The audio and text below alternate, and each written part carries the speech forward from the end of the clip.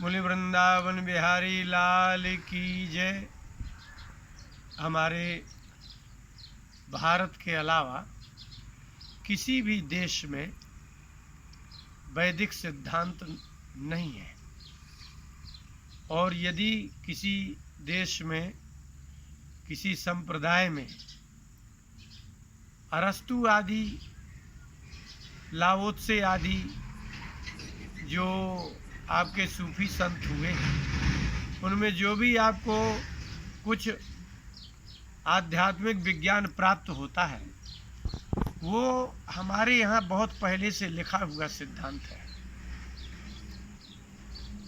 आश्चर्य ये है कि हमारे भारत के जितने सिद्धांत हैं, वेद ग्रंथ हैं, पुराण हैं, इन पर विदेशी जर्मन इत्यादि लोगों ने, मैक्स मूलर इत्यादियों ने सभी प्रकार से बड़ा विवेचन किया, बड़ा चिंतन किया, बड़ा परिश्रम किया। आज हमारे यहाँ वेदों का जो प्रकाशन मिल रहा है वो मैक्स मूलर के द्वारा मिल रहा है, मैक्स मूलर संपादित। हम काशी में गए, हमने चारों वेदों को हम लाए हैं। अभी हमारे भारत में बहुत दिनों से एक बहुत विलक्षण संप्रदाय पैदा हुए जिन्होंने वैदिक मार्ग को, वैदिक सिद्धांत को और वेदों को बिल्कुल व्यर्थ ही कह दिया। उनका ऐसा ही इतिहास है। वो कहते हैं कि कृष्ण भगवान नहीं है, राम भगवान नहीं है, रामायण व्यर्थ है, गीता का सिद्धांत व्यर्थ है। लेकिन आपको एक आश्चर्यकारी बात सुनाते हैं। शिव पुराण में, रुद्र संहिता में, युद्ध खंड में एक बहुत अच्छी चर्चा है। इतनी बढ़िया चर्चा कि त्रिपुरासुर है, जिसको आप लोग भगवान शिव को त्रिपुरारी कहते हैं, त्रिपुरासुर वैदिक सिद्धांत के अनुसार चल रहा था। वो यज्ञ भी करता था, व्रत भी रखता था, उपवास भी करता था, संध्या तर्पण आदि भी करता था, क्योंकि वो तो दैत्य है, वो कश्यप ऋषि की संतान है। इतना विशुद्ध वैदिक धर्म का पालन कर रहा था और भगवान शिव का भक्त था, निरंतर शिव की आराधना में लगा रहता था। लेकिन उसकी प्रवृत्ति बहुत कुमार्गगामी थी। कुमार्गगामिनी प्रवृत्ति के कारण देवता भी परेशान थे। देखिए, वो यज्ञ भी करता था, व्रत उपवास भी करता था, वैदिक धर्म का पालन भी करता था, फिर भी उसकी जो आसुरी प्रवृत्ति ये थी कि देवताओं को परेशान करना, मनुष्यों को मारना। क्या बचा? माने यदि वो तर्पण कर रहा है, श्राद्ध कर रहा है और देवताओं को नहीं मान रहा है, यज्ञ यागादिक नहीं कर रहा है, लेकिन स्वधर्म का पालन करने के कारण वह कोई भी देवता उसको मार नहीं पा रहा है।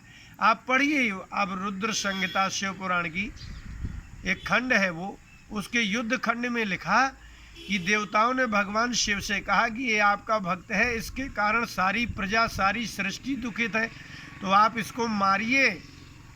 शिव जी ने कहा ये तब तक नहीं मर सकता जब तक ये वैदिक सिद्धांत, वैदिक मार्ग का पालन कर रहा है। असुर है, इसलिए वह दुष्टता के कारण सभी प्रजा को दुखी किए हुए है, सभी पर एक छत्र राज्य किए हुए है, किसी को वैदिक धर्म का पालन करने को मना नहीं करता। भगवान नारायण के पास सभी देवता गए, भगवान नारायण शिव जी के पास आए। ये बहुत बड़ा आश्चर्य कहना चाहिए। त्रिपुरासुर का वध क्यों नहीं हो सकता? बोले वो जितने असुर हैं बहुत धर्म का आचरण कर रहे हैं, मात्र एक ही है कि वह स्त्रियों के साथ और मनुष्यों के साथ व्यवहार बहुत बुरा कर रहा है। मनुष्यों को मारना, स्त्रियों के साथ व्यभिचार करना। व्यभिचार कितना बड़ा दोष है। यदि आप किसी स्त्री के साथ व्यभिचार, बलात्कार करते हैं तो इतना बड़ा दोष है। इसके कारण देवता कह रहे हैं कि इसका नाश होना बहुत आवश्यक है। ये प्रजा के लिए बहुत दुखदाई है। लेकिन वो धर्म मार्ग का आचरण कर रहा है, वो दंभ नहीं कर रहा है, वास्तव में कर रहा है। भगवान नारायण ने भगवान शिव से कहा है आप कब मार सकते हैं इस त्रिपुरासुर को? बोले जब ये धर्म मार्ग से अर्थात वैदिक धर्म से भ्रष्ट हो जाए तो इसकी मृत्यु हो सकती है।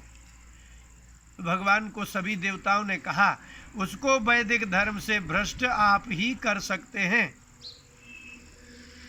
कैसे करेंगे? बोले आपको वैदिक धर्म को अब आप जानिए कैसे कर सकते हैं। तो भगवान ने एक ऐसा वेश धारण किया, मुंडन कर मुंडी बन गए, बिल्कुल मुंडन किया हुआ एक महात्मा बने। बड़ा तपस्या, बड़ा तप तेज से संपन्न महात्मा त्रिपुर के यहाँ गए। जब त्रिपुरासुर ने सुना तो उनको बुलाया, तो उसको भ्रष्ट करने के लिए क्या कहा भगवान ने, जो आजकल के संप्रदाय के लोग कहते हैं कि भगवान नहीं है, कृष्ण भगवान नहीं है, राम भगवान नहीं है, वैदिक धर्म व्यर्थ है, गीता व्यर्थ है। अब हमारे भारत में जितने संप्रदाय हैं इसमें से एक तो आर्य समाज ही है जो देवताओं का खंडन करते हैं और देव मूर्तियों का खंडन करते हैं, देव पूजा को व्यर्थ बताते हैं और ऊपर से निर्गुण निराकार को मान करके जो देव मंत्र हैं, देव संबंधी मंत्र, उनका अर्थ ही अलग कर देते हैं। अभी हमारे भारत में एक ब्रह्मा कुमारी संप्रदाय पैदा हुआ, उन्होंने तीर्थ ही अलग बना दिया। वो काशी को तीर्थ नहीं मानते, अयोध्या, मथुरा, माया, काशी, कांची, अवंतिका, पुरी, द्वारावती चैव सप्तैते मोक्षदायका। ये जो 7 पुरियाँ हैं, जगन्नाथपुरी है, हरिद्वार है, द्वारका है, मथुरा है, अयोध्या है, इनको जो पुरियाँ हैं हमारे यहाँ मोक्षदायिनी कहलाती हैं, उनको वो कहते हैं ये तीर्थ नहीं है। तो इन्होंने एक अलग से बना दिया टापू, अलग से अपना बना दिया, कहते हैं ये तीर्थ है।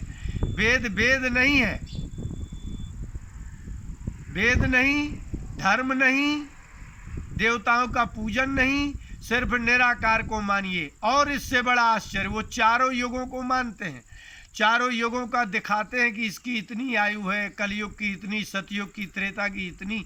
सिद्धांत तो वही है एकमात्र, दया, हिंसा, आर्जव, सत्य, ये सब बताते हैं, लेकिन वो वेद को नहीं मानना है।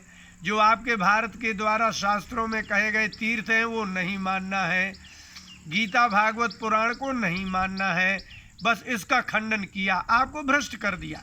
कुछ महात्मा ऐसे हुए जो कुछ जादू आदू दिखा करके उनने सबसे पहले क्या कहा, बोले अपने घर से शंकर जी को निकाल दो, किसी की कुछ नहीं करना है और ना किसी देवता की पूजा करना है, कुछ भी करना नहीं है।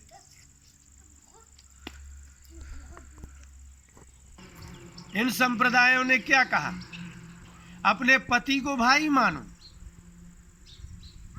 पति को मानना ही नहीं है कि ये पति है। तो अभी कुछ ऐसे साधु हो गए, साधु तो नहीं कह सकते उनको, उन्होंने कुछ जादू आदू दिखा करके शंकर जी घर से निकाल दीजिए, भगवान विष्णु की मूर्ति निकाल दीजिए। यही काम भ्रष्ट त्रिपुरासुर को भ्रष्ट करने के लिए भगवान ने कहा।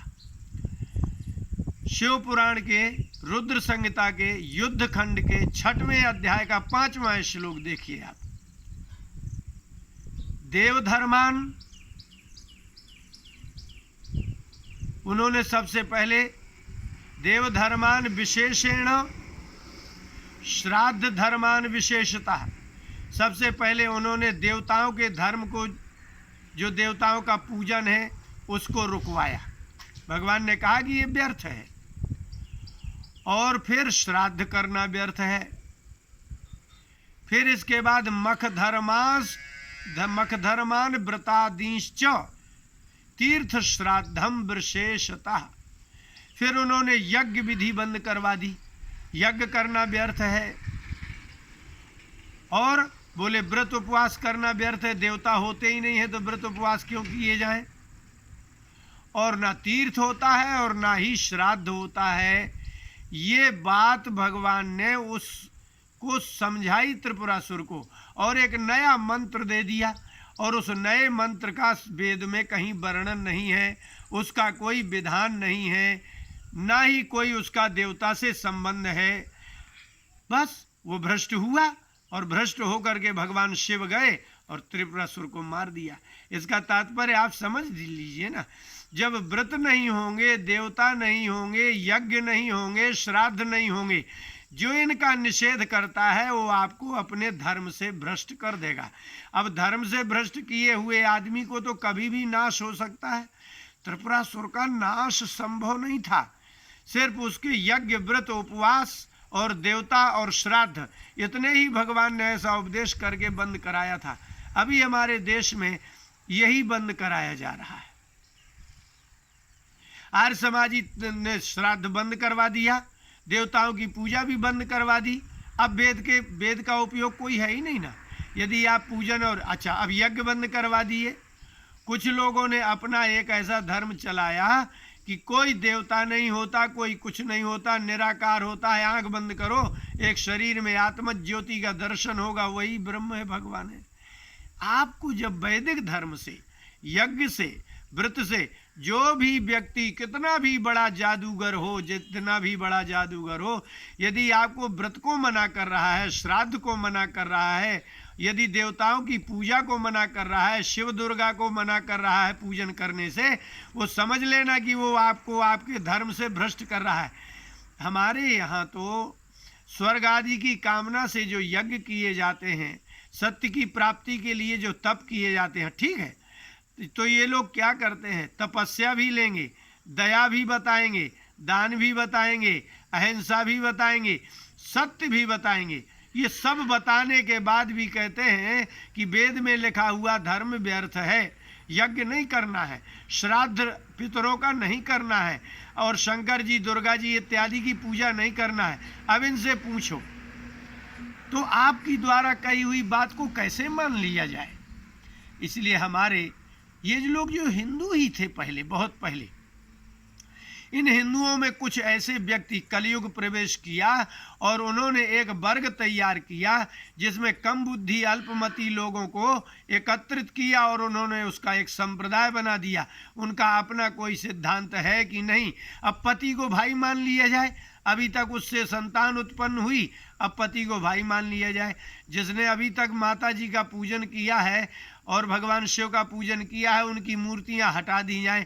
जब कोई आश्रय ही नहीं रहेगा, वेद नहीं रहेगा, पुराण नहीं रहेगा, भगवान की कथा, लीला, चरित्र नहीं रहेगा, तो भगवान किसी भी मनुष्य के अंतःकरण को बदलने का आपके पास क्या साधन है। ये कोई साधन है? इसलिए आपको साधनहीन करके त्रिपुरासुर की तरह भ्रष्ट करके वैदिक मार्ग से भ्रष्ट कर दिया जाएगा। फिर आपको अपना दास बना लिया जाएगा। फिर वो अपने आश्रमों में ये करना है, वो करना है, ये पैसा दीजिए, वो पैसा दीजिए। तो अर्थात ये अधर्म है। भागवत के 7वें स्कंद के 15वें अध्याय को आप पढ़िए, उसमें लिखा है ये छल है।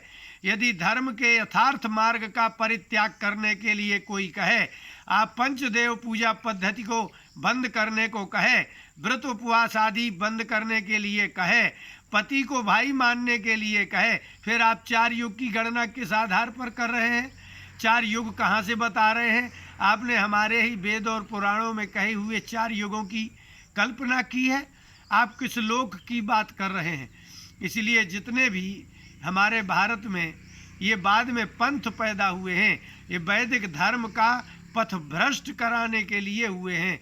किसी ने जादू दिखा दिया, लीजिए सभी देवी देवताओं को मना कर दिया। आप लोग कुछ मत छोड़िएगा।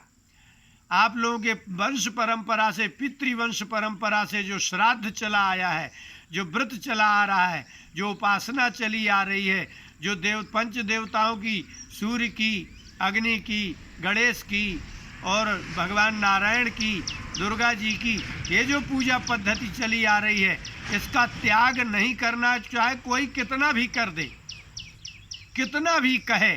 इसलिए इनका त्याग ना करने वाले का ही कल्याण होगा। और इनका जो त्याग कर देंगे तो उनका तो कोई सिद्धांत है ही नहीं। वो आपको किसी भी लोक की, किसी भी सुख की प्राप्ति करा ही नहीं सकते, शांति भी नहीं प्राप्त करा सकते। इसलिए आप धर्म और अधर्म, पाखंड और सत्य की पहचान करके ही आप उपासना करिए। बोलिए वृंदावन बिहारी लाल की जय।